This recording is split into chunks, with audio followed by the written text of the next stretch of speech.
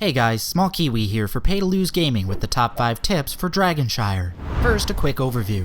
Dragon Shire is a 3-lane map with 2 bruiser camps between the top and middle lanes, and 2 siege giant camps between the middle and bottom.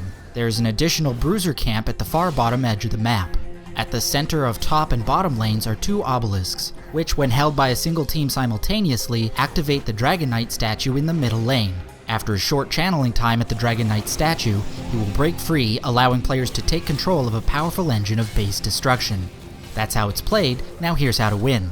Early game it might seem best to capture a quick Dragon Knight at all costs, but that's wrong, don't do that. Early game Dragon Knights are fairly weak and are unlikely to push down more than a couple towers and a gate in an evenly matched game. Instead, play Dragon Shire's early minutes like a game of keep away. So long as you hold one obelisk, or even just have a reliable interrupter in the middle lane, the enemy team will be unable to capitalize.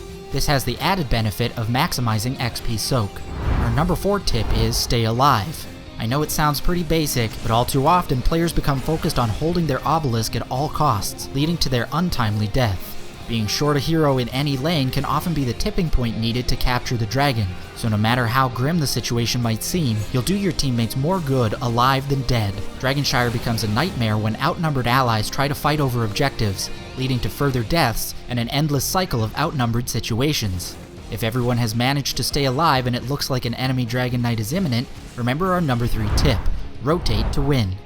Just because the enemy team has captured both obelisks doesn't mean they can capture the Dragon Knight. In dire situations, it can be wise to temporarily reinforce the mid lane with a focus on disrupting enemies who try to channel at the dragon statue. A timely rotation can prevent a Dragon Knight capture in the short term, and possibly give teammates at the top and bottom lanes time to recapture an obelisk, especially when the enemy might rotate themselves to try and secure mid lane.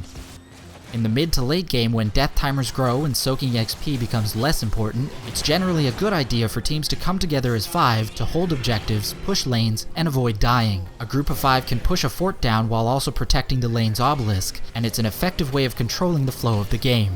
When a team manages to secure an advantage, it can be a great time to capitalize with our number 2 tip: picking mobile heroes.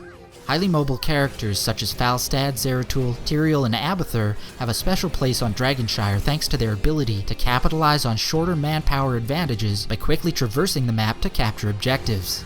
When death timers are still relatively short in the early to mid game, the travel times saved by extra mobile characters can be the difference between capturing the Dragon Knight and being foiled by regrouping enemies. Once in control of the Dragon Knight, our number 1 tip is a big one. The Dragon Knight is a wrecking ball, capable of dealing massive damage to structures while clearing waves of minions with fire breath and keeping enemy heroes at bay by punting them across the map. Early game, the Dragon Knight is fairly weak, able to deal decent damage to structures, but with a relatively small health pool. When controlling early game dragons, try to place fire breath between choke points so that it zones enemies, damages structures, and kills creeps all at once. Use the dragon's punt to dislodge pesky damage dealers, and don't be afraid to switch lanes in an effort to maximize the dragon's siege potential, and possibly shake off focus damage from enemy heroes. The Dragon Knight also provides a great opportunity for teammates to push off lanes early while the enemy scrambles to deal with the dragon. The Dragon Knight increases in power throughout the game and will eventually be able to level entire forts and keeps, or even the enemy core, with a single well-played push. In the mid to late game, when not in control of the Dragon Knight, use his threat to pick off enemy heroes and pile on the siege damage whenever possible. Those are our top 5 tips for winning Dragon Shire, but we'd love to hear any tips of your own that we might have missed, so please post them in the comments. Before you go, we'd really appreciate if you hit the button in the middle to subscribe and help us out by hitting the like button below. For Pay to Lose Gaming, my name has been Small Kiwi. Thanks for watching, and we'll see you next time.